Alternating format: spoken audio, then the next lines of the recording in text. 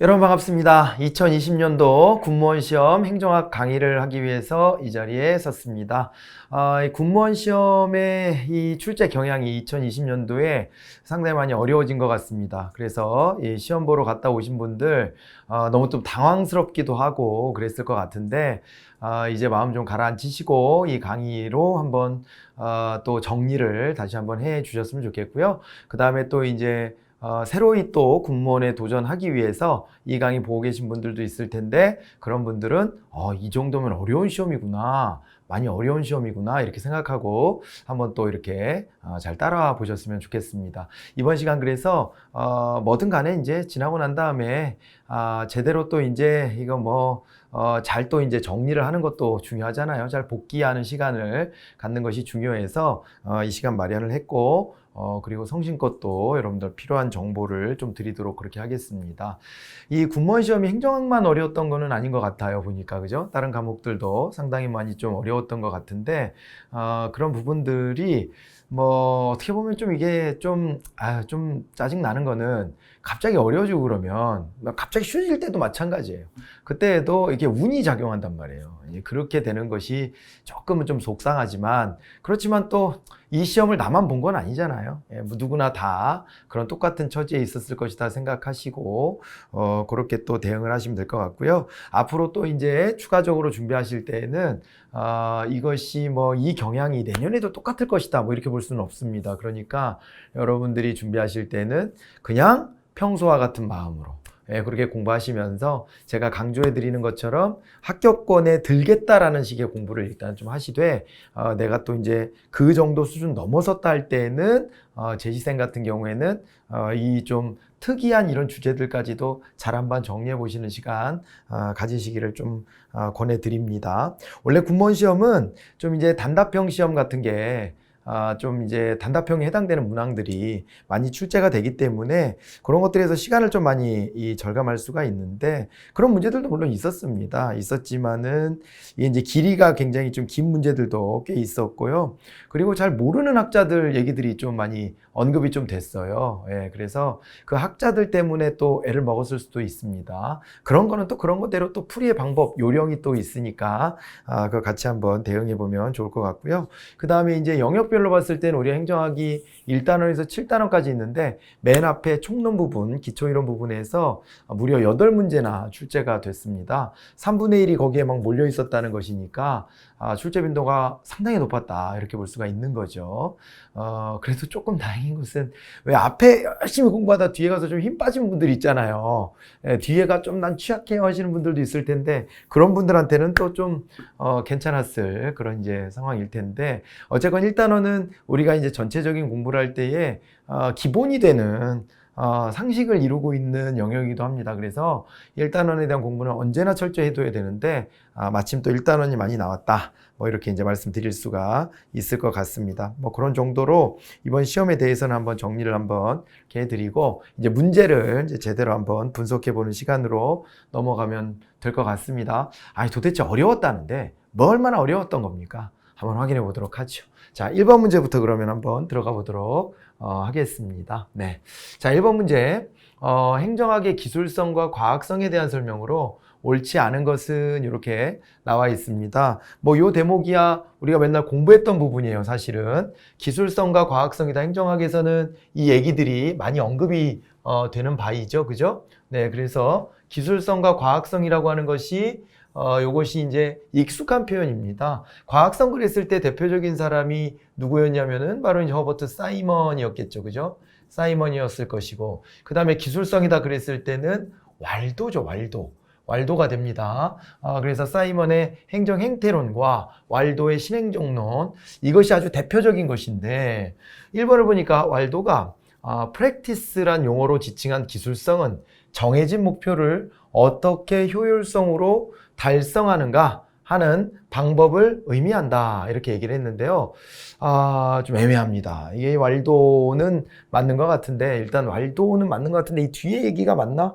기술성까지는 연결되는데 어떻게 해야 되지? 일단 지나가요. 자, 윌슨 등 초기 행정학자들은 관리 기술이나 행정의 원리 등을 발견하려는 데 초점을 뒀다. 맞는 얘기죠? 그런데 행정학의 기술성을 강조했다. 아, 이것도 좀 생소하네요. 생소해. 이 어려운 문제입니다. 그러니까 되게 어려운 문제예요. 되게 세밀하게 파고 들어갔거든요. 3번, 행태주의학자들은 행정학 연구에서 처방보다는 학문의 과학화에 역점을 두고 가설의 경험적 검증 등을 강조했다. 아, 이건 맞는 얘기입니다. 요거는 뭐 재론의 여지가 없고요. 현실 문제 해결은 언제나 과학에만 의존할 수 없으므로 행정학은 기술성과 과학성을 동시에 고려해야 된다. 이거 교과서적인 답이잖아요. 그래서 이런 것들은 다 맞는 얘기가 될 텐데 1번 아니면 2번이에요. 이게 우리가 소거법으로 접근해야 됩니다. 어려우니까. 그래야 되는데 이게 되게 어렵다는 얘기는 이것 때문에 그래요. 이게 우리가 공부할 때 여기를 한번 보겠습니다. 이제 윌슨 등 초기 행정학자들이 관리 기술이나 행정의 원리 등을 발견했어요. 발견하는데 초점을 뒀어요. 그래서 요거를 갖다가 우리가 뭐라고 얘기를 했었냐면 공, 사, 행, 정, 일, 원, 논 그렇게 했단 말이에요. 공사행정 일원론이라 그랬고 정치행정 이원론이라 그랬습니다. 아니 그랬고 그 다음에 여기 있는 사이먼의 행정행태론, 여기 이제 행정행태론 한번 써볼까요? 행정행태론이다 그랬을 때 이 행정행태론 같은 경우가 또다시 공사행정 일원론이었거든요. 여기가 공사행정 세 일원론입니다. 이렇게 보면 우리가 공부할 때는 여기도 공사행정 일원론, 여기도 공사행정 일원론이면 여기가 과학성일 때 여기도 과학성일 것이다. 이렇게 생각하게 될 가능성이 매우 높다는 거예요. 그런데 그게 사실 아니라는 겁니다. 이 과학적 연구라고 하는 것, 우리가 행정학의 과학화다 그랬을 때 그때 이제 언급됐던 이론들이 바로 뭐였어요? 이 행정행태론에서부터 출발해서 행정생태론이 있고요. 비교행정론이 있고요. 그 다음에 또 이제 체제이론 같은 게 있고요. 그렇습니다. 이런 게 행정학의 과학화에 기여했다라고 언급되는 것들이에요. 아니면 아예 공공선택 이론으로 가든가. 이런 것들이 보다 행정학 연구를 풍성하게 해주고 그 다음에 그 전에 있었던 어떻게 보면은 우리가 이런 썰을 풀어내는 사회과학에 여기는 이제 어떤 숨결을 불어넣었다? 실증적인 연구 같은 것들을 불어넣은 겁니다. 그래서 이거 공부할 때 뭐라고 했었냐면 행정행태론 공부할 때 이제서야 사회과학적인 흐름이 생겼다 이런 얘기를 했죠. 그러면 여러분들이 아무리 얘도 공사행정 이론론이고 얘도 공사행정 이론론이더라도 이렇게 생각을 해보면은 그렇다. 요때까지는 아직 과학성이라고 하는 것을 강조할 수 있는 시기는 아니었겠다. 이렇게 생각을 좀 해두시면은 이 답이 좀 보일 거예요. 그런데 그렇게까지 이 수험생이 찾아낸다는 건 굉장히 어려운 일입니다. 그러니까 이 막무가내로 낸 문제입니다. 이거 사실은 너무 깊이 있는 얘기, 전문성이 너무 들어간 얘기라고 좀 봐야 돼요. 근데 맞는 얘기거든요, 이게. 이때는 과학성이라는 게 잘 없고 그러다 보니까 뭐였냐면은 관리 기술이라고 하는 것도 일종의 뭐냐, 이것도 현실 문제에 대한 해결로 이제 볼 수 있다는 거예요. 실증적인 연구 쪽보다는. 그죠? 그래서 얘도 맞는 얘기가 돼버리는 거예요. 그러니까 이 지점에서 좀 헷갈렸던 분들이 많았을 텐데 이가 맞는 겁니다. 그럼 1번이 틀렸다는 얘기인데 1번은 왜 틀렸냐? 자, 사이먼도요, 과학성, 기술성에 대한 언급을 했을 거 아니에요? 그때 이것은 왈도가 아니라 사이먼입니다. 사이먼이 이제 이 기술성이라는 말을 프랙티스라는 말로 표현하면서 이것은 정해진 목표를 어떻게 효율적으로 달성하는가 하는 방법이고 그거보다 이 행정학에서는 과학성이라는 것에 초점을 좀 맞춰가지고 그래가지고 실증적인 연구를 해야 된다. 이렇게 이제 접근을 했던 것이거든요. 네, 그런 맥락에서 1번을 이제 답으로 여러분들이 좀 골라내야 되는 것입니다. 왈도가 얘기했던 거, 그리고 이 힌트가 하나 또 있어요. 왈도는 프랙티스란 말을 쓰지 않아요. 프랙티스란 말 말고 아트라 그런다 그랬잖아요. 그래서 제가 사이언스와 아트로 대비해서 강의를 해드리는데 여기는 아트라 그랬어요. 왈도는. 네, 그렇게 표현을 했고 그 다음에 이제 행정이 어떻게 보면 현실의 문제에 대해서 처방성을 가지고 대응을 하고 적실성을 보여주고 이러는 것이라고 이렇게 보고 그 지점을 기술성이라고 주장한 게 이제 왈도입니다. 그러니까 이 기술성에 대해서 서로 조금은 다른 핀트에서 설명하고 있는 거죠. 이 지점을 찾아내야 되는 아주 고난이도 문제 이렇게 볼 수가 있겠습니다. 1번 문제부터 후덜덜입니다. 그냥. 그죠? 네. 그래서 3번, 4번은 당연히 맞고 1번, 2번 중에 하나를 이렇게 분석을 해서 찾아야 될 문제였다. 라고 이제 말씀드려 봅니다. 2번으로 갑니다. 디목의 사회적 능률이라는 말이 나왔어요. 이거 여러분 이제 사회적 능률이다 그랬을 때는 이건 인간관계론이거든요. 인간관계론인데 인간관계론을 최초로 주창했던 학자가 누구냐? 그건 바로 이제 메이오였어요. 메이오가 있고 이제 메이오 같은 경우에 메이오는 어때요? 메이오 같은 경우는 이제 호손 공장 연구를 했죠. 호손 실험을 통해 가지고 인간관계론을 이제 들고 나와요. 그러면서 능률성을 추구하더라도 우리가 추구해야 될 능률성은 기존에 있었던 과학적 관리론의 기계적 능률성이 아니라 이제 우리는 사회적 능률을 추구해야 합니다. 이렇게 갔단 말이에요, 이게. 그렇게 갔는데 그런데 이 인간관계론이 메이오에서 연구가 됐습니다만은 이후에 있잖아요. 디목한테도 연결이 돼 가지고 디목에 이게 이제 통치기능론이잖아요. 이쪽 이제 통치기능론 쪽에도 영향을 사실은 미쳤다라고 봐야 됩니다. 이렇게 되고요. 또 다른 각도에서는 또 다르게는 또 행태론 연구에도 행태 연구에도 영향을 미쳐요. 왜냐하면 행태 연구도 사람의 행동에 초점을 맞추는 거잖아요. 그래서 그 안에서 행태를 찾아내는 거잖아요.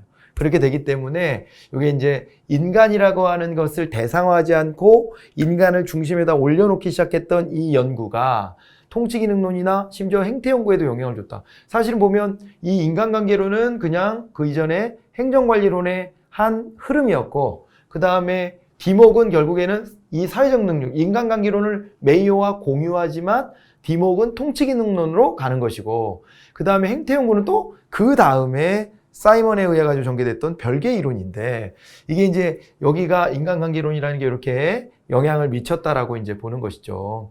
자, 그래서 적절하지 않은 것이 뭐냐 이렇게 했을 때 사회적 형평성을 보장하기 위한 개념이다. 능률성이라는 것과 형평성이라는 개념은 여러분들이 어떻게 봐야 되냐면은 이것은 좀 대비가 좀 되는 측면이 있다라는 것을 좀 생각을 하면서 좀 보셔야 되는 것입니다. 여기가 분명히 능률성이라 그랬잖아요. 근데 사회적 형평성을 보장한다? 능률성과 형평성이라고 하는 것은 사실은 그렇죠. 우리가 자유와 평등의 개념을 가지고 이렇게 논쟁하는 것처럼 자유가 많이 보장되면 그러면은 능률성은 또 올라갑니다. 예, 국가의 개입을 최소화하면 능률성 올라가는 거예요. 그런데 형평성을 보장하기 위해서는 어느 만큼의 재산권 행사의 자유를 좀 제약하고 그리고 또 이제 그 안에다가 정부의 개입을 좀 집어넣어서 많이 가진 사람 거를 좀 덜어내가지고 좀 덜 가진 사람한테 채워줘야 되는 거죠. 그게 이제 형평성이기 때문에 사회적 능률이라고 하는 게 형평성을 보장했다라고 보기는 어렵고 그 다음에 이 형평성하고 관련된 것은 우리가 보면 형평성이라는 가치를 추구했다라고 하는 거는 어디까지 가야 돼요? 디목 단계에서는 여기까지 못 갑니다. 여기까지 못 가고 형평성이다 그랬을 때는 신행정론, 앞선 문제에 있었던 왈도 신행정론으로 가야 되는 거죠. 시간이 많이 흘러야 돼요. 자, 그런 맥락에서 1번을 답으로 찾아내시면 되고요. 자, 이제 사회적 능률이란 사회 목적 실현과 관련이 있다라고 하는 것이고 경제성과 연결될 수 있고 최소의 투입으로 최대의 산출을 추구한다라고 하는 게 이게 능률성, 효율성의 기본적인 개념이죠. 그렇게 연결해 가지고 1번을 답으로 이렇게 찾아내시면 되겠습니다. 이렇게 하시고요. 그 다음에 3번으로 갑니다. 이 아저씨가 누군지를 잘 모르겠잖아요, 사실은. 그죠? 레비트라고 하는 학자. 우리가 평소에 이제 공부를 잘 안 하게 되는 이런 학자입니다. 행정학자는 엄청 많아요. 세상은 넓고 행정학자는 많다. 그런데 이 모든 행정학자들의 이론을 다 갖다 끌어다가 우리한테 소개한다면 우리가 무슨 재간으로 그거를 감당을 합니까, 사실은. 네, 그래서 이 문제만큼은 좀 이제 참 좀 그렇다. 이거 뭐 어떻게 찍을 수밖에 없는 조직혁신의 주요 대상 변수로 옳지 않은 것을 찾아봐라 이렇게 되어 있는데요. 여기 지금 이제 업무가 나왔죠. 업무가 나왔고 인간이 나왔습니다. 그리고 구조가 나왔습니다. 거기다가 규범이 빠져야 되는데 거기에 들어갈 게 기술이에요. 규범 말고 기술입니다. 기술. 그러니까 레비트는요. 조직혁신을 위한 이 변수가 뭐냐 그랬을 때 조직혁신할 때 업무를 바꾸고 사람을 바꾸고 구조를 바꾸고 기술을 변경하는 거예요. 그렇다라고 제시한 겁니다. 이거는 진짜 이게 문제가 되는 게 아까 차라리 1번 문제는 그래도 우리가 공부했던 내용을 바탕으로 막 머리를 써가면서 이렇게 소거해 가면서 답을 찾아간다라고 본다면 이 문제 같은 경우는 그렇게도 못해요. 이건 알아야지 푸는 겁니다. 알아야지 푸는 거예요. 지식이 있으면 풀고 지식이 없으면 못 푸는데 이런 이론을 어디서 강의를 하냐고요. 이런 거를. 거의 강의를 하지 않는 내용이에요. 그런데 이거를 갖다가 여기다 이제 집어넣었다는 것이고요. 그렇기 때문에 이거는 되게 군소 주제에서 이제 찾아내 가지고 구석탱이 있는 주제, 또 어려운 시험에서 다뤄질까 말까 한 정도의 주제, 그런 정도의 주제를 갖다가 소개해 놓고 변별력을 꾀하려고 했다. 이렇게 봐두시면 되겠습니다. 아시겠죠? 네, 그렇게 해서 3번 문제는 이렇게 정리를 하시고요. 4번 문제로 이제 가보도록 하겠습니다. 4번 문제. 자, 여기는요, 이제 지방자치단체 사무배분에서 특례가 적용되는 경우로 옳지 않은 건 이건 쉽게 찾으셨을 것 같아요. 일단은 있잖아요. 우리가 광역자치단체가 있죠. 광역자치단체가 있고, 이 광역자치단체한테 안에 이제 서울특별시, 그리고 이제 이 광역시들이 있죠. 6개 광역시와 그 다음에 이제 8개의 도와 그리고 이제 제주특별자치도와 그 다음에 또 하나가 이제 세종특별자치시가 있겠죠. 세종특별자치시 이렇게 해가지고요. 요게 광역자치단체급이 이렇게 있는데 여기서 보시면은요. 제주특별자치도와 세종특별자치시다 이렇게 했을 때 여기는 이제 별도의 특별자치라는 말을 붙이고 단층제화해서 다른 데는 여기 중층제로 자치단체를 구성하지만 단층제로 구성해서 여기다 힘을 몰아주는 거죠. 그렇게 이제 보시면 되고요. 그 다음에 또 이제 뭐가 있냐면 요 밑에 기초자치단체가 있습니다. 기초자치단체가 있을 텐데 기초자치단체를 보게 되면은 서울시 밑에는 이게 이제 자치구가 있죠. 자치구가 25개가 있고 광역시 밑에도 자치구가 있습니다. 그러면서 광역시 밑에는 또 군도 일부 있습니다. 군도 일부 있고 도다 그랬을 때는 도 밑에 군이 있고 그 다음에 시가 있고 이렇게 되는 거죠. 이렇게 되는데 이 구가요. 시 밑에도 뭐가 있냐면 여기도 구가 있을 수 있습니다. 구가 있을 수 있는데 여기는 이제 행정구가 되겠죠. 행정구가 되는데 이 행정구에 비해서 자치구는 특례가 많이 적용된다. 이렇게 보셔야 되고요. 그 다음에 이제 행정구가 설치되는 시는 아무 시는 안 되고 아무 신하는 안 되고 50만 이상 대도시입니다. 50만 이상 대도시 이렇게 되고요. 이 행정구를 둘 수 있다는 것도 그렇지만은 재정적으로도 상당한 어떤 그 특례들이 또 주어지기도 하고 그래서 다양한 특례들이 주어집니다. 아예 그래서 지금 이제 이 지방자치법 개정안이 지금 올라와 있는데 아직은 통과가 안 됐습니다만은 50만 이상의 시를 특례시라는 이름으로 별도 지정하자라고 하는 안이 지금 올라와 있는 상태이기도 해요. 그래서 50만 이상의 도시를 특례로 이렇게 또 보는데 30만 이상 도시의 기준은 전혀 없습니다. 저는 생뚱맞은 개념이에요. 네, 생뚱맞은 얘기예요. 그래서 저건 아마 들어보신 적이 없을 거라서 2번 잘 찾으셨을 거라고 봅니다. 네, 이렇게 답을 구하시고 그 다음에 이제 5번 문제입니다. 행정학에서 가치에 대한 연구가 본격적으로 관심을 갖기 시작한 학문적 계기가 뭐냐 그랬는데 이 가치에 관한 연구에 대해서 본격적이다라고 하는 것 여러분들이 감이 있으셔야 되는데요.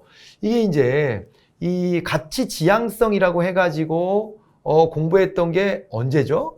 가치 지향성이다라는 말로 우리가 이론 설명할 때 이 얘기를 꼭 집어서 얘기했던 때가 다름 아니라 신행정론이잖아요.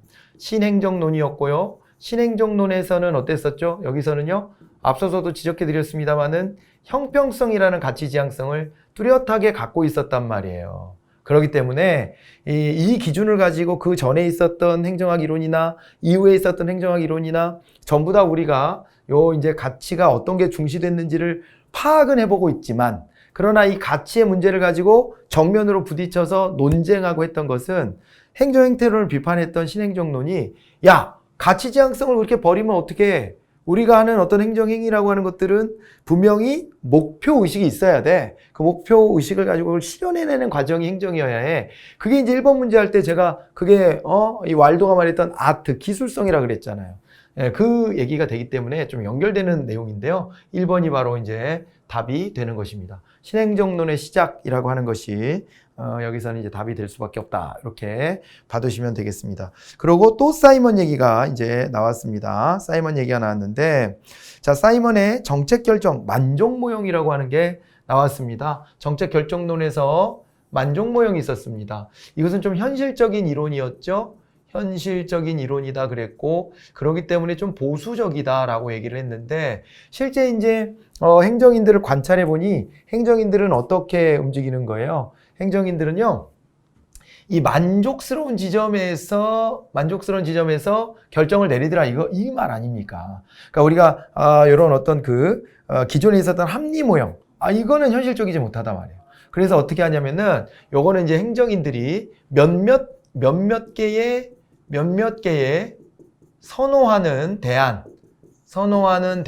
바탕으로, 이 대안을 바탕으로 이거를 이제 순차적으로 분석해 보는 거예요. 순차적으로 분석해서 그중 만족스러운 대안을 선택한다, 이렇게 하는 거죠. 그중 나은 대안, 만족스러운 대안을 선택한다, 이렇게 했던 게 바로 선택했다. 네, 선택했다. 이렇게 이제 보시면 됩니다. 선출이 아니라 선택. 내가 어디 당선되고 싶나? 자, 선택하는 것. 이것이 바로 만족 모형이다. 이렇게 이제 보시면 되는 것이죠. 아셨죠? 네. 이게 만족 모형입니다. 사이먼은 합리 모형의 의사결정자를 경제인으로, 자신이 제시한 의사결정자를 행정인으로 제시했다, 이렇게 되어 있는데 맞는 얘기고요. 경제인은 요거를 기반으로, 경제인은 목표 달성의 극대화, 그리고 그 효율성이죠. 효율성, 능률성. 행정인은 만족하는 선에서 그친다, 이렇게 설명을 합니다. 경제인은 합리적 분석적 결정을, 행정인은 직관이나 영감에 기초한 결정을 한다, 이렇게 했는데요. 영감, 직관 이런 얘기가 나오는 것, 이것은 이제 만족 모형하고는 별 상관이 없어 보이고, 직관이나 영감이다 그랬을 때는 이것은 초합리성 정도를 좀 떠올려 봐야 될 것 같은데요. 그죠? 초합리성이다 그랬을 때는 누구예요? 요거 같은 경우에는 이제 드로어를 떠올려 봐야 되겠죠. 드로어의 최종 모형 같은 데에서나 이런 표현들이 좀 어울리는 표현이다, 이렇게 봐야 될 것 같습니다. 자, 그래서 3번을 이렇게 이제 받으시면 되고요. 자, 그 다음에 4번, 경제인은 복잡하고 동태적인 모든 상황을 고려하는데, 그러니까 합리성이기 때문에 모든 변수들을 다 고려합니다. 그런데 행정인은 실제 상황을 단순화시키고 무작위적이고 순차적으로 대안을 탐색한다, 이렇게 되어 있습니다. 그죠? 예, 그래서 자기가 선호하는 것들을 순차적으로 집어넣어서 만족스러운 대안을 찾아낸다 해서 3번만 옳지 않은 것으로 이렇게 봐두시면 되겠습니다. 자, 그리고 이제 7번 문제로 넘어가 보도록 합니다. 이번에는 민영화에 대한 문제점으로 가장 옳지 않은 것 그랬습니다. 민영화의 문제점이라 그랬어요. 민영화를 하게 되면 공공성의 침해 당연히 나타납니다. 그죠? 민간이 모든 걸 보유하고 민간이 주도해서 나가기 때문에 공공성이 침해될 수밖에 없죠. 그 다음에 서비스 품질의 저하라고 했는데요. 서비스 품질의 저하, 이 부분은 조금 애매한 지점이 좀 있죠. 예, 이 서비스 품질의 저하가 있다라고 하는 것보다는 이럴 수도 있고 이건 아닐 수도 있어요. 이거는 이제 선택의 여지가 좀 있다. 그러니까 케이스 바이 케이스로 좀 우리가 따져봐야 되는데, 오히려 공공 서비스가 조금 이게 독점성에 의해서, 정보 독점성에 의해서 원래 좀 질이 떨어지기 때문에 민간의 경쟁을 또 붙이면은 서비스의 품질이 올라가지 않겠냐, 이렇게도 보지만, 한편으로는 이것이 민간으로 내려가면서, 그러면서 정부가 이제 설정해놨던 기준에 좀 미흡한 거 아니냐, 이렇게 보기도 한다는 겁니다. 예. 그렇게 한다고 하는 것인데 논란이 있을 수밖에 없어요. 이 문제는 조금 논란이 있을 수밖에 없겠습니다. 서비스 품질의 저하, 경쟁의 심화 그랬는데요. 경쟁의 심하다. 요게 이제 답으로 체크돼서 나온 거죠. 그죠? 그래도 고맙게 요번 시험부터는 우리가 문제 공개도 되고 정답 공개도 되고, 그러니까 뭘 맞춰볼 수는 있잖아요. 가답안에서는 일단 3번으로 나왔는데, 경쟁의 심화가 문제점은 또 아니에요. 경쟁이 심화되는 건 또 현상적으로는 맞는데, 경쟁이 심화되는 게 문제점이 아니라 경쟁을 유도하려고 가져가는 거라서 3번도 좀 그렇고, 그 다음에 이제 2번 서비스 품질의 저하 그랬을 때, 서비스 품질의 저하 같은 경우는요, 요거는 있잖아요. 요거는 케이스 바이 케이스. 이거는 뭐 이렇게도 설명할 수 있고 저렇게 설명할 수 있는데, 대체로는 서비스의 품질이 좋아질 걸 기대하고 민영화를 한단 말이에요. 그렇기 때문에 2번에 대한 문제 제기가 분명히 있을 것이고, 그랬을 때 나중에 정답이 좀 바뀔 가능성도 배제할 수는 없겠다, 그런 생각이 드는 정도의 문제입니다. 이것은 그렇게 되고요. 행정책임 확보의 곤란성, 이거는 뭐 당연하죠. 예, 국가가 이제 이거를 다 쥐고 책임을 질 때하고는 차이가 분명히 있을 수밖에 없다. 그렇게 보시면 되겠습니다. 자, 그래서 요거 이제 답을 이렇게 해서 2번 내지 3번으로 일단은 좀 체크하고 가시면 어떨까 싶습니다. 자, 그 다음에 이제 우리 8번 문제로 넘어가 보도록 할까요? 조세지출 예산제도로 이제 가보도록 하겠습니다. 조세지출 예산제도에 대해서 옳지 않은 것 그랬는데, 조세지출 예산제도 잘 아시죠? 걷어야 될 세금을 걷지 않음으로써 보조금을 주는 것과 같은 효과를 내는 것을 우리가 이제 조세지출 제도다라고 이제 이야기를 합니다. 자, 근데 여기 보니까 비과세, 감면 등의 세제 혜택을 통해 포기한 액수를 조세지출이라고 하고요. 지방재정에 지방세 지출제도가 도입되지 않았다 그랬는데요. 있습니다. 있어요, 이거는. 그러니까 제가 이거 강의할 때 강조한 지점인데요. 국가재정법에 있는 내용이 지방재정법에 거의 그대로 축소판처럼 들어가 있다. 거의 대부분. 그렇게 하는 것을 하나의 기준으로 잡고 보실 필요가 좀 있습니다. 지방에서도요, 지방세에 대한 이 지출제도가 있습니다. 조세 지출의 내용과 규모를 주기적으로 공표해 관리해야 한다라고 하는 것인데, 그러니까 이걸 자칫 잘못하면 국회가 이거를 모르고 지나갈 수도 있잖아요. 그래서 국회한테 다 알려야 되는 것이고, 국가재정법에 따라 조세지출 예산서를 작성해서 국가에 보고하도록 하고 있다. 이렇게 보시는 게 맞습니다. 2번이 답이 되었습니다. 자, 그 다음에 이제 9번으로 갑니다.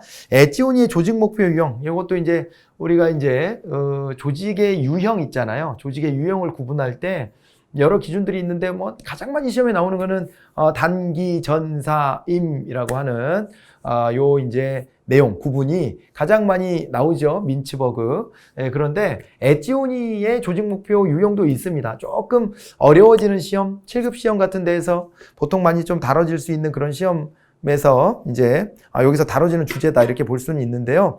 이 이제 엣지오니의 조직 목표 유형으로 옳지 않은 게 뭐냐 그랬는데 사회적 목표라는 건 없고요. 예, 요거가 이제 질서 목표, 문화 목표, 경제 목표 세 가지가 맞는 것이다. 이렇게 보시면 됩니다. 우리가 이제 질서 유지 목표를, 질서 목표를 가지고 있다. 그렇게 될 때는 있잖아요. 권한을 강제적으로 행사하고요. 그 강압에 의해서 이제 복종하게끔 만드는 거. 그렇게 되는 겁니다. 그 유형을 질서 목표와 관련이 있는 것으로 이렇게 얘기를 하고요. 문화적 목표다 그랬을 때는 있잖아요. 공리적인 권한과 타산적인 복종, 뭐 이런 거를 또, 우리가 이제 설정해서 그게 이제 경제 목표고요. 참 경제 목표고, 문화적인 목표다. 이거 타산적인 거니까. 경제 목표는 이거는 이제 공리적인 어떤 권한을 가지고 전체 사회의 이익을 키우려고 하는 권한과 그 다음에 거기서 타산적으로 대응하는 그 어떤 그 경제 주체들의 모습을 같이 결합한 게 경제적 목표랑 관련이 있는 거고요. 그 다음에 문화적인 목표다 그랬을 때에는 이거는 이제 규범을 내세우고요. 권력은 규범을 내세우고 그 다음에 이제 복종하는 쪽은 도덕성에 기반해서 도덕이라는 기준에 맞춰서 복종을 하게 되는 그런 형태라고 설명을 합니다. 그러니까 이제 질서 목표는 강제적 권한과 그 다음에 거기에 복종하는 것도 그 강제력에 의한 이제 복종을 하게 되는 거죠. 그죠? 거기에 이제 굴복하게 되는 것이고, 문화적 목표 여기 먼저 나왔으니까, 문화적 목표를 보면은, 문화적 목표는, 이거는 이제 그 기존의 사회의 규범 같은 것들을 내세우는 것이고, 그거를 이제 따르는 사람들은 도덕 기준을 또 이제 설정해서 따르게 된다. 경제적 목표는 공리적인 권한을 가지고 그걸 행사하려고 하고, 공리성을 달성하려고 할 때, 이걸 따라가는 사람들은 자기의 타산적인 어떤 복종을 한다. 이렇게 봐두시면 되는 것이고, 사회적 목표는 거기에 이제 해당이 없기 때문에 답을 4번으로 보시면 되겠습니다. 자, 그 다음에 이제 과학적 관리론에서 테일러, 포드, 페이얼 이런 사람들을 우리가 좀 보게 되는데 그 중에 테일러입니다. 테일러다 그랬을 때는 테일러 같은 경우에는 어떻게 됐었죠? 테일러는 시간과 동작 연구가 있었죠. 타임 앤드 모션 스터디, 시간과 동작에 대한 연구, 동작에 대한 연구다. 이렇게 이제 보시면 되는데, 이 연구를 통해서 시간 내에 빨리 좀 일을 마치고 집으로 좀 돌아가서 저녁 있는 삶을 살았으면 좋겠다, 노동자들이. 이런 의도가 있었다고는 했지만은 실제로는 어떻게 보면 노동자들 더 쪼이는 이런 결과로 이어졌을 가능성이 매우 높죠. 근데 테일러는 과학적 관리의 핵심을 개인적 기술에 두고 노동자가 발전된 과학적 방법에 따라 작업이 되도록 한다. 그랬는데요. 요게 잘못됐죠. 개인적 기술이 아니라 뭐라 그랬어요? 관리자가 뭘 연구해야 돼요? 관리자가 여기에 소속돼 있는 노동자들의 시간과 동작에 대해서 연구를 해가지고 그래서 거기에서 이 군더더기들을 빼내는 거예요. 그래서 여기서 기계적 능률성을 달성하는데 도움을 줬다 이렇게 봐야 되기 때문에 1번은 이제 옳지 않은 것으로 이렇게 보셔야 되겠고요. 나머지 다 맞는 겁니다. 어림식 방법을 지향하고 이제 그런 거 하지 말고 작업의 기본 요소를 발견하고 수행 방법에 대해서 과학적인 방법으로 파고 들어가는 거예요. 시간과 동작을 연구하라고. 예전엔 대충 뭐 하루에 뭐 몇 개는 만들 수 있지 않아? 뭐 이렇게 어림식 방법 썼을 거 아니에요. 그런 방법 하지 말라는 얘기입니다. 과업은 인류의 노동자만이 달성할 수 있는 충분한 것이어야 한다 그랬는데요. 인류의 노동자만이 달성할 수 있는 충분한 것이어야 된다. 그러니까 과업을 설정할 때 그때 있잖아요. 인류의 노동자가 최대한 달성할 수 있는 그런 정도 수준으로 정해져야 된다. 이런 의미로 받아들이면 되겠죠. 노동자가 과업을 완수하는 경우에 높은 보상과 실패하는 경우에 손실을 받게 된다 그랬는데 과학적 관리론의 기본이 합리적 경제인관을 가지고 있는 거잖아요. 합리적 경제인이라고 하는 요 관점을 가지고서 기계적 능률성을 추구하는데 이 기계적 능률성이라고 하는 것은 요건 어떻게 되는 거예요? 요거는 이제 경제적 보상을 중시하는 것이라고 보시면 됩니다. 경제적 보상과 관련이 있다. 그래서 4번도 맞는 얘기로 그렇게 또 봐두시면 되겠습니다. 아시겠죠? 네. 이렇게 해가지고 10번 문제 이렇게 체크를 좀 하시고요. 그 다음에 11번 매트릭스 조직이 또 나왔습니다. 이거는 이제 데프트죠. 데프트가 제시한 것이고 제시했을 때 요게 있었습니다. 데프트는 기, 사, 매, 수, 내 이렇게 있죠. 기사 매수내가 있는데 그중에 매에 해당되는 겁니다.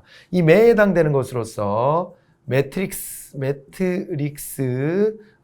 조직이다 이렇게 하면 이 매트릭스 조직이다라고 하면 요것은 기능 구조와 어떻게 돼요? 기능 구조의 장점과 사업 구조의 장점을 결합하겠다라고 하는 것이었죠. 앞에 저 두 개를 결합하는 모델입니다.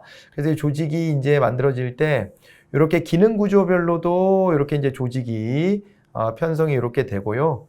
예, 편성이 이렇게 되죠. 예, 이렇게 편성이 되고 그 다음에 있잖아요. 사업 구조로도 조직이 편성이 되는 거예요. 뭐 이런 식으로 기능별로가 아니라 생산하는 생산물 단위별로도 이렇게 조직이 짜지는 거죠. 그렇게 되다 보니까 여기에 가운데 있는 사람은 이중 명령 구조를 이제 받게 되는 거예요. 이쪽으로도 명령을 받고 이쪽으로도 명령을 받는 이중 명령 구조 이런 것들이 이제 형성되게 된다라고 봐두시면 되겠습니다. 자, 그래가지고 1번 이중의 명령 및 보고 체계가 허용돼야 되고 기능 부서의 장과 사업 부서의 장이 자원 배분권을 공유할 수 있어야 되고요. 조직 구성원 간 원만한 인간관계 형성이 잘 안 됩니다. 이게 워낙 이제 복잡한 구조가 되다 보니까는 갈등이 좀 벌어질 수밖에 없어요. 이렇게 내려가는 힘과 이렇게 작용하는 힘이 부딪히면 자칫 잘못하면 단점들만 남게 되겠죠. 그래서 원만한 관계가 형성되기가 좀 어려울 수 있고요. 조직의 성과를 저해하는 권력 투쟁이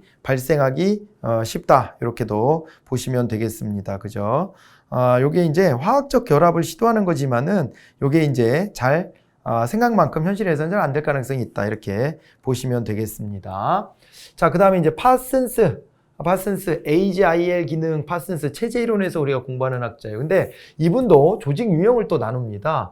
조직 유형 중 조직 체제의 목표 달성 기능과 관련된 유형으로 옳은 게 뭐냐 이렇게 되어 있는데요. 조직 체제 목표 달성과 관련됐다라고 했을 때 여기서는 정치 조직을 좀 떠올려 보시면 됩니다. 뭐 파슨스는 조직 유형을 거기에 나와 있는 경제 조직도 얘기를 했고요. 정치 조직도 얘기했고 통합 조직도 얘기했고 현상 유지, 달리 말하면 체제 유지 조직도 얘기를 했겠죠. 그죠? 이렇게 했는데 이 중에서 있잖아요. 조직체제 목표 달성 기능, AGIL에서 G에 해당되는 거죠. 두 번째, AGIL 기능, 체제가 A의 기능, 그리고 이제 그 G의 기능, I의 기능, L의 기능 이렇게 있잖아요. 그죠? 그래서 요게 이제 그 중에서 G에 해당되는 게 이제 목표 달성 기능인데 거기에 해당되는 조직으로 가장 어울리는 것은 정치 조직이다. 이렇게 봐야 되겠죠. 그죠? 목표를 설정하고 목표에 도달하기 위해서 방향성을 제시해 주는 게 바로 이제 정치 조직이다. 라고 봐두셔야 되겠습니다. 아시겠죠? 자, 이제 그렇게 살펴보시고 13번으로 갑니다. 통상적인 근무 시간보다 짧은 시간을 근무하는 공무원이고요. 일반 공무원처럼 시험을 통해 채용되고 정년이 보장되는 공무원 그랬는데 이게 박근혜 정부 때 이제 이게 대표 작품이라 그때 좀 시험에 좀 출제가 좀 됐던 경향이 있는데 또 나왔네요. 그죠? 이건 시간 선택제 이제 공무원으로 봐야 되겠죠. 그죠? 시간 선택제 채용 공무원으로 해서 3번을 답으로 찾아가시면 됩니다. 자, 그렇게 봐두시고요. 이제 시간 선택제 전환 공무원이다. 이렇게 되는 것은 있잖아요. 원래 일반적 공무원인데 시간 선택제로 전환한 공무원이다. 그런 의미가 돼요. 따로 시험 봐서 요 시간만 일하겠다고 붙은 사람하고는 차이가 있는 것이죠. 자, 그 다음에 그 임기제 공무원이다 그랬을 때에는 정년 보장이 빠져야 되는 거죠. 시간 선택제는 맞는데 임기만 딱 채우고 나가는 공무원이다. 이렇게 되니까 그렇고요. 한시 임기제 공무원이다 라고 했을 때 요거는 있잖아요. 임기제 공무원이죠, 이것도. 그래서 정년 보장이 없는 것이라고 봐야 되는 거고, 한시 임기제는 이제 누군가가 일하던 사람이 빠져나갔을 때 그 빈자리를 메꾸기 위해서 채용되는 그런 공무원입니다. 한신기재 공무원. 그래서 여기 문제에 그대로 해당되는 것은 시간 선택제 채용 공무원이다. 이렇게 보시면 되겠네요. 간단히 찾아보시면 되고. 14번으로 갑니다. 이번에는 자, 정부 조직 개편으로 예산을 조직 간 상호 이용하는 것으로 예산의 원칙 중 목적의 사용 금지 원칙에 예외인 것으로 옳은 게 뭐냐 이렇게 되어 있습니다. 목적 외에 사용금지 원칙 그랬습니다. 그랬는데 이것의 예외다라고 한다면은 목적의 사용금지가 어떤 거예요? 목적 외에는 쓰면 안 돼 라고 하는 것은 한정성의 원칙이라고 우리가 볼 수가 있는 거죠. 우리가 이제 전통적 예산 원칙, 노이마르크의 전통적 예산 원칙이다라고 했을 때 이게 뭐가 있냐면 완, 통, 균, 공, 명, 단, 사, 한 이렇게 있습니다. 그죠? 이렇게 있는데 악글자들만 땄습니다만은 이 중에서 요거죠. 요거 한정성이라는 게 있습니다. 이 중에서 한정성의 원칙이 있는데요. 한정성의 원칙은 크게 세 가지가 되죠. 하나는 요게요. 기간 한정성이라는 게 있습니다. 기간 한정성. 정해진 기간 안에만 지출해야 돼 라고 하는 기간 한정성의 원칙이 있고, 그 다음에 양적 한정성이 있죠. 아니 준 액수만큼만 써야 돼 라고 하는 양적 한정성의 원칙이 있고, 그 다음에 질적 한정성의 원칙이 있습니다. 야, 쓰라는 데다만 써라 이렇게 하는 게 질적 한정성의 원칙이죠. 쓰라는 데다 써라 이렇게 하는 건데, 여기에서 있잖아요. 예외인 것으로 옳은 것을 찾아라 그랬는데 예산에 전용이 있고 이체가 있고 이월이 있고 예산에 이용이 나왔습니다. 예, 이렇게 되어 있는데 정부 조직 개편으로 예산을 조직 간 상호 이용하는. 근데 이렇게 따지면은 한정성의 원칙에 이용과 전용도 당연히 한정성의 원칙에서 벗어나는 면이 있죠. 그죠? 원래 쓰기로 했던 데서 다른 데다 쓰는 거니까. 그 다음에 이월 같은 경우도 기간 한정성에서 벗어나는 면이 있는 것이고요. 이체도 마찬가지가 될 수는 있어요. 이체 같은 경우도 이게 이제 이체가 이루어진다는 것은 요 조직이 쓰라고 준 돈을 다른 조직이 쓰는 거잖아요. 그렇게 되는데 이게 보면 정부 조직 개편으로 예산을 조직 간 상호 이용하는 것이다 그랬어요. 그러니까 이게 이용 중에서도 정부 조직 개편으로 인한 것이야 라고 전제를 깔아줬기 때문에 그렇게 된다면은 여기는 이체가 좀 떠오를 수밖에 없습니다. 그래서 이체를 떠올릴 수는 있기는 한데 그렇기는 한데 이것이 말이죠. 목적 외에 사용금지 원칙의 예외 그랬는데 이 기관이 통합됐을 때 사실은 있잖아요. 질적 한정성에서 벗어나지 않고 그대로 옮겨져서 사용될 수도 있긴 한 거죠. 그런데 뭐 조직이 통합되다 보니까 원래 있었던 그 부서의 기능이 축소되거나 단축되거나 없어지거나 할 수도 있으니까 뭐 이제 이체를 좀 떠올려 볼 수밖에 없을 것 같기는 해요. 그래서 이제 정답도 이체 쪽으로 이렇게 이제 나왔다는 겁니다. 정부 조직이 개편됐다라고 하는 점, 이 점에 대해서 좀 더 이제 주목을 했다. 이 문제에서는 그렇게 좀 보시면 되겠고요. 이 문제는 그 정도 하고 지나가죠. 자, 그래서 여기 요 중에서 찾자면 이체를 정부 조직 개편이라는 것 때문에 그렇게 이제 언급을 해볼 수가 있겠다라고 하는 것이 됩니다. 이게 그렇게 살펴보시면 되는데 이게 이제 이체라고 하는 게 이제 바로 이제 거기에 해당이 되는데 이용이라고 하는 것은 원래 쓰라고 한 거, 이 법률 과목에서 거기서 쓰라고 한 거를 다른 용도로 쓴다라고 하는 개념이 되고 이렇게 되니까 아무튼 뭐 요 중에서는 이 설명에 가장 부합하게 우리가 약간 문제가 좀 애매하긴 해요. 지금 그래서 제가 지금 계속 이제 맴도는 건데 그렇지만은 그럼에도 불구하고 우리가 이제 가장 그래도 근접할 수 있는 답을 찾는 게 객관식 시험의 특징이니까 그렇게 찾아가 주시면 좋겠다. 이렇게 말씀드리고 지나갑시다. 자, 그렇게 하고요. 현대의 행정 이념에 가장 적절하지 않은 게 뭐냐? 현대적 행정 이념이라는 거, 이것도 좀, 이것도 참 우리한테 낯선 개념이 돼버려요, 이게. 왜 그러냐면요, 우리가 행정 이념을 나눌 때 보통 어떻게 나눴어요? 행정 이념을 나눌 때는 두 가지로 나눴습니다. 본질적 가치.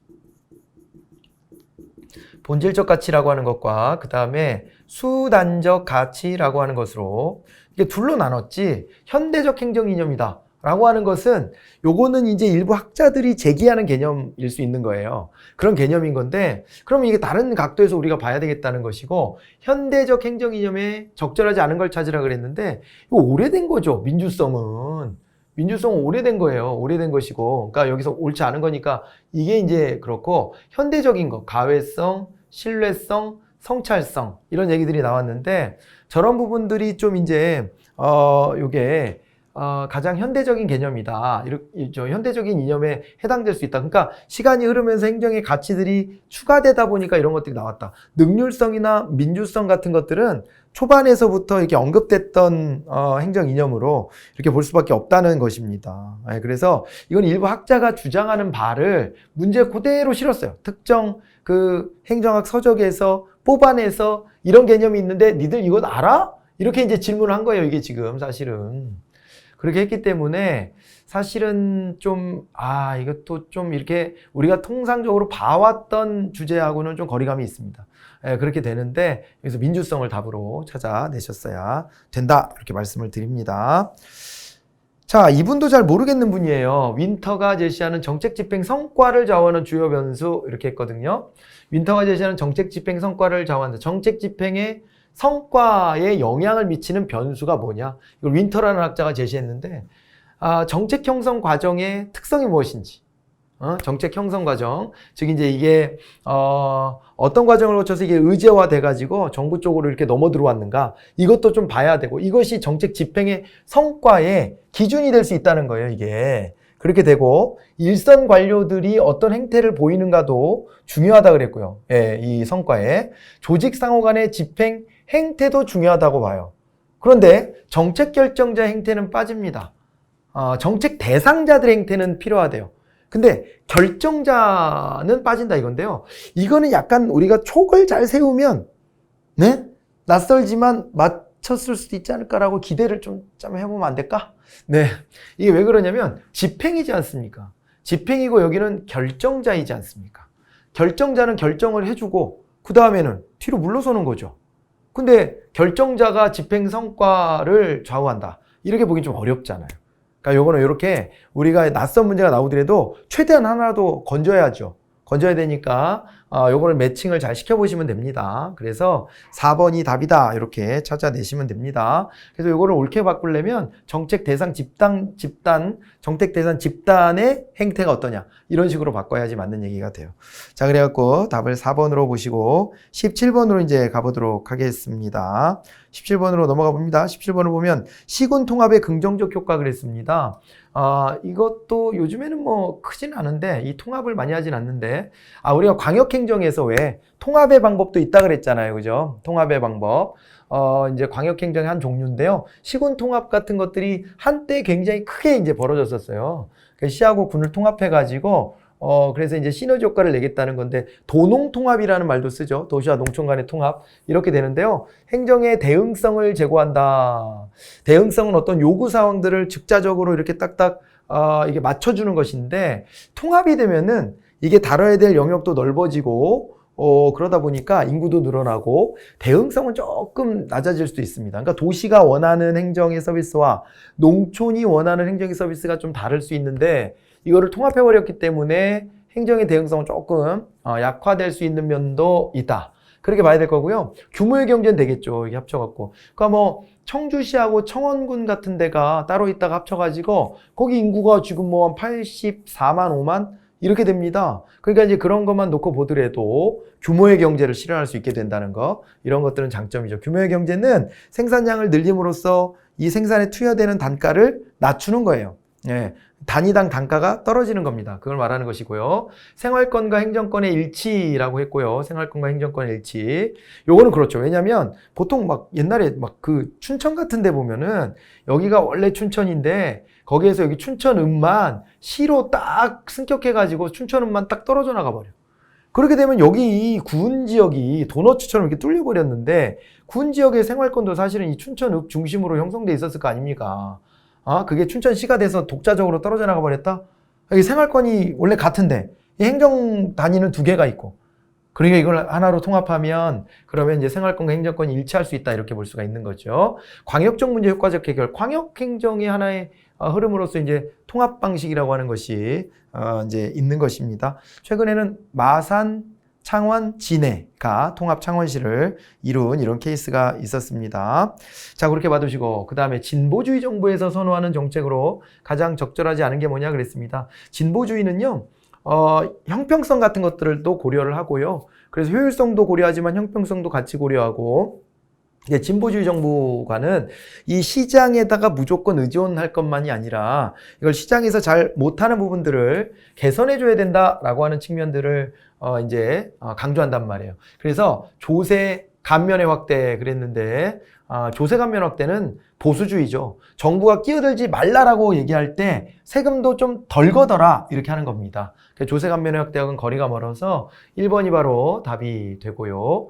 그 다음에요, 정부 규제 강화, 소득 재분배 강조, 소수민족의 기회 확보, 이런 것도 있겠죠. 그러니까 사회적 약자와 그 다음에 소수자, 이런 사람들에 대한 관심을 가지고요, 형평성 같은 것들을 추구하는 게 진보주의 경향성이라고 보시면 됩니다. 1번이 답이 되고요. 문재인 정부에서 지금 소득세 최고 세율 구간을 2차례나 지금 이제 인상했거든요. 그런 것만 보더라도 진보주의 정부는 조세 감면보다는 거둘 수 있는 데에서 좀 더 걷어서 약자 쪽으로 이렇게 재분배를 해야 된다라는 이런 입장을 가지고 있다라고 보실 수가 있을 겁니다.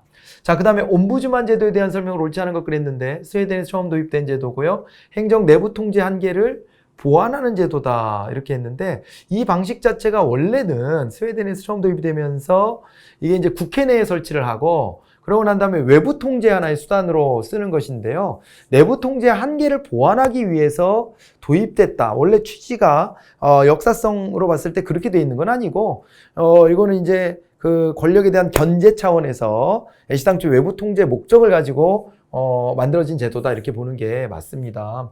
시정을 촉구하거나 건의함으로써 국민의 권리를 부지하는 제도다. 그러니까 이거는 강제력을 대놓고 행사는 못하고 이제 권고적 성격을 갖는 거죠. 권고하는 권한을 가지고 있고요. 대부분의 국가에서는 입법부에 소속되어 있는데 우리나라는 유사한 제도가 있는 거죠. 유사한 제도로서 국민권익위원회가 있고요. 국민권익위원회, 행정부 소속으로 내부 통제 수단으로 가지고 있어요. 그래서 기존의 옴부즈만하고는 좀 유사하지만 좀 다르다, 이렇게 비교를 해야 되고, 그 다음에 요즘에는요, 중앙정부에서 기재부가 나서가지고 지방의 옴부즈만 제도를 설치하도록 권고하고 있습니다. 그래서 재정적인 도움을 주겠다, 옴부즈만을 하면.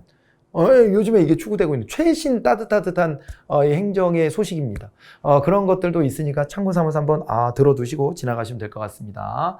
2번이 답이었습니다. 그 다음에 20번 공무원 임용에 대한 설명을 옳지 않은 것 그랬는데, 신규 채용은 공개경쟁 채용 시험을 통해 채용하지만 퇴직 공무원의 재임용의 경우에는 경력경쟁 채용 시험에 의하게 되어 있죠. 그러니까 아예 맨 처음에 뽑을 때야 공개경쟁 채용을 하지만 퇴직 공무원을 다시 재임용한다 그럴 때는 경력경쟁 채용으로 해서 이제 채워 놓고, 그러니까 똑같이 처음부터 다시 시작해라, 리셋이다, 이렇게 할 수는 없잖아요.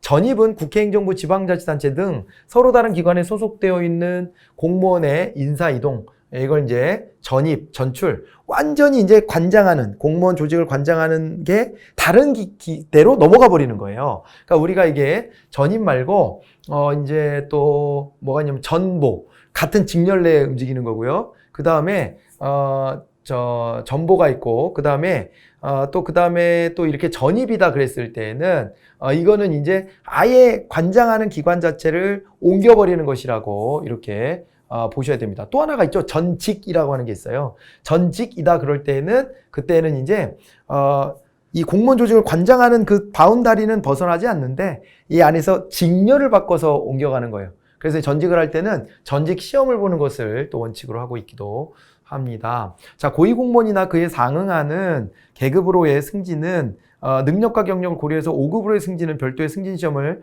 거쳐야 한다 이렇게 되어 있고요. 고위공무원단에 편입될 때도 우리가 역량평가 같은 것들을 또 받아야 되지 않습니까? 그렇게 되고요. 국가직은 고위공무원단을 포함한 1급에서 3급에 해당하는 직위 모두를 개방형직으로 이거는 막 섞여 있구나. 그러니까 이제 고위공무원단은 1에서 3급이 돼야 되고요. 고위공무원단 1에서 3급을 대상으로 하는 것이고 그리고 그게 실장급과 국장급을 대상으로 하지 않습니까? 근데 여기가 개방형 직위가 무조건 이렇게 되는 건 아니고요. 개방형 직위다라고 했을 때 국가직 같은 경우에 고위공무원단은 급도 좀 잘못됐어요. 근데 아무튼 고위공무원단은 이렇게 되죠. 이게 어떻게 되냐면 20%만큼에 대해서는 이 개방형 직위로 선발을 하고 개방형 직위로 채울 수 있고 그 다음에요 30%에 해당하는 인원은 요거는 이제 공모직위로 채울 수 있게 되어 있습니다. 공모직위.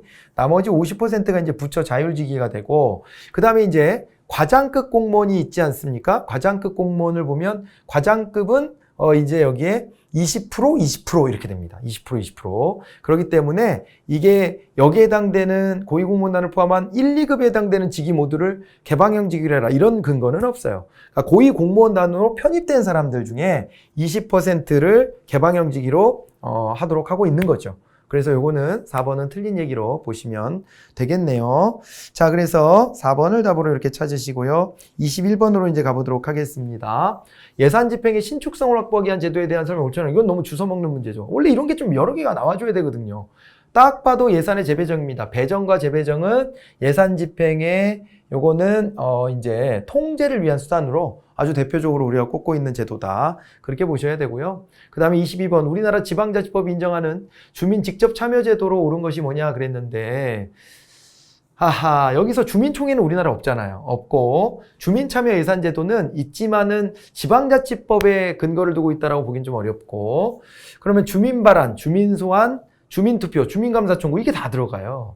이것도 그래서 오답 논란이 좀 있을 것으로 좀 보여지는데요.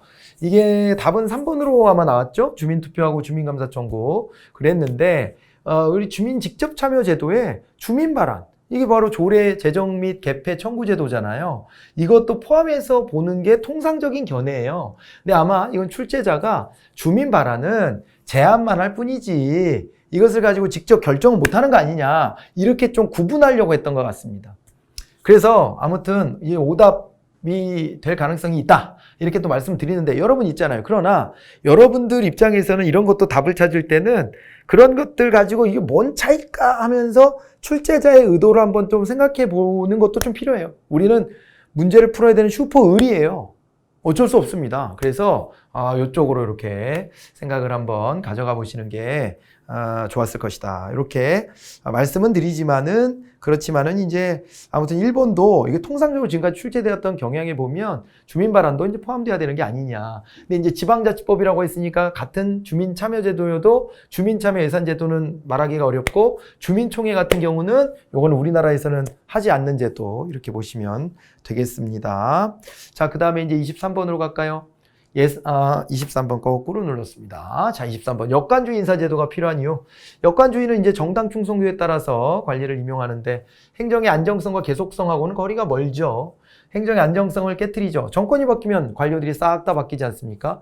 공정성이라고도 할 수도 없어요. 공정한 시험 절차나 이런 거라기보다는 그냥 정당 충성도에 따라서 이렇게 배치를 시켜버리니까 정당 지도자의 마음에 드는 사람과 그렇지 않은 사람 이렇게 나눠지지 않을까? 공정하다라고 하기는 좀 힘들 수도 있고 국민의 요구에 대한 관료적 대응성의 향상, 대응성은 맞는 거죠. 이 민주성, 대응성의 향상에 도움이 되는 겁니다. 왜? 대통령을 뽑았다는 것은 지금 이 시기에 저 대통령의 정책이 필요하다라고 믿는 거잖아요. 저 대통령의 정책이 필요하다라고 믿는데 그런데 관료들까지 싹 다 물갈이가 돼버리니까 그 정책을 뒷받침을 잘 해줄 겁니다. 그리고 정당이라는 곳을 통해서 국민적 요구가 계속 들어가고 실현되고 들어가고 실현되고 이렇게 될 것이란 말이죠. 3번 이것도 우리가 많이 봤던 주제입니다. 유능한 인재 등용은 메리트 시스템, 이거는 이제 실적주의 쪽으로 넘어가야 그래야지 이제 유능한 인재 등용 요쪽에 좀 더 가까워진다라고 봐야 되고 여긴 정당 충성도다 보니까 꼭 유능한 정도를 가지고 선발하는 것은 아닐 수 있다. 이렇게 보시는 게 맞습니다. 자, 그 다음에 정책 유형별 사례 연결이 옳지 않은 게 뭐냐 그랬는데 국경일의 재정은 구성정책이 아니잖아요. 이거 국경일의 재정은 이건 상징정책이라고 하는 거죠. 상징정책. 요거는 이제 알몬드 퍼웨일이 얘기했던 상징정책 거기에 이제 해당이 되고요. 정부기관 개편은 구성정책이 맞습니다. 보호적 규제정책이다 이랬을 때는 사회적 규제랑 좀 유사합니다. 그래서 최저임금제, 장시간 근로제한 이런 것들이 들어올 수 있고요. 추출정책에는 조세, 병역 대표적이죠. 분배정책에 해당되는 것은 보조금을 준다든가 그러니까 정부가 가지고 있는 재원을 나눠주는 거잖아요. 보조금이나 사회간접자본 투자 요거는 맞는 얘기가 됩니다. 1번이 바로 답이 되었습니다. 마지막으로 이제 25번으로 가봅니다. 공직자윤리법상 재산 등록 및 공개에 대한 설명으로 옳지 않은 것을 찾아봐라 이렇게 되어 있습니다. 공직자윤리법에서는 재산 등록 공개에 관한 내용도 있고 이해충돌 방지도 있고 그 다음에 또 이제 주식의 백지 신탁도 있고 그 다음에 또 이제 취업 제한도 있고 그죠? 그리고 또 선물에 대해서는 또 이제 국가에 또 이렇게 넘겨야 되는 이런 이제 선물 수요의 제한도 있잖아요. 그런 것들이 있는데 여기서 있잖아요. 공직자윤리법상 재산 등록 및 공개에 관한 설명에 1번 공직 유관단체는 단체에 공기업이 포함된다 이렇게 되어 있는데요. 여기서 말하는 공직자의 범주에 공기업 임원까지는 포함이 된다라고 보셔야 됩니다. 자, 그래서 요거는 이제 맞는 얘기가 되고요. 재산 등록 의무자는 4급 이상이잖아요. 4급이죠. 4급 이상 국가공무원과 지방공무원 이에 상당하는 보수를 받는 별정직 공무원이다 이렇게 되어 있는데 요거는 있잖아요. 4급 이상이기 때문에 쉽게 찾으셨을 거예요. 4급 이상이고 그다음에 공개는 요거는 이제 1급 공무원들 공개하고 그러는 거잖아요. 그래서 요게 이제 4급 이상 국가공무원이 이제 등록을 한다라고 하는 것을 알아두시고, 그 다음에 등록할 재산에 본인의 직계 존속것도 당연히 포함이 됩니다. 직계 존속 당연히 포함이 되고, 그 다음에 이제 직계 비속도 들어가는데, 직계 비속이 이제, 결혼한 여성, 이런 정도가 좀 빠지거나, 그렇게 됩니다. 그리고, 그런 식으로 되고, 그 다음에, 등록할 재산에 혼인한 직계비속인 여성 것은 제외한다라고 이제 나와 있잖아요. 여기에. 나와 있네. 이래가지고 이제 예외로 해서 같이 봐두시면 되겠습니다. 이렇게 해서 답을 2번으로 체크하시고, 이렇게 해서 이제 해설 강의를 모두 마무리를 짓도록 하겠습니다. 자, 해설 강의도 25문제를 하다 보니까 좀 길어졌고, 문제도 좀 난이도가 어려워서 좀 길어졌습니다. 거의 1시간을 다 썼는데, 어떠셨어요? 자, 요거 좀 걸러낼 거 걸러냅시다, 우리. 그래야 됩니다. 여러분들이 또 내년에 시험 보실 분들도 시험을 볼 때 또 저런 문제 나올 거예요. 특이한 문제들 나오는데 만점 맞지 맙시다. 일단 이게 중요한 전략이에요. 만점을 노리지 말고 두세 개 접어놓고 들어간다. 젖바둑 두듯이 우리가 왜 상대방이 강할 때 내가 바둑돌 몇 개 놓고 두잖아요. 그런 거랑 똑같다고 생각하시면 돼요. 그래서 여러분들이 1차로 지금 초시생 같은 경우에 특히나 합격하기 위한 공부를 하셔야 된다. 그래서 저런 아주 특이한 주제들에 너무 연연하지 말고 내가 맞출 수 있는 문제들을 똑바로 맞추는 것에 포인트를 맞추되, 이번 시험은 좀 이제 그런 문제가 두세 개에 머무르지 않고 더 나갔다라는 점에서 난이도가 매우 높아졌다라고 말하는 거예요. 그런 거니까 이런 거에 대해서도 우리가 기출됐던 거는 좀 챙겨보지만은 그렇다 손 치더라도 너무 스트레스 받지 않고 공부하셨으면 좋겠어요. 여러분들 페이스를 잃지 않는 게 매우 중요합니다. 여기까지 해설 강의 마치도록 하겠습니다. 고생하셨습니다. 안녕히 계십시오.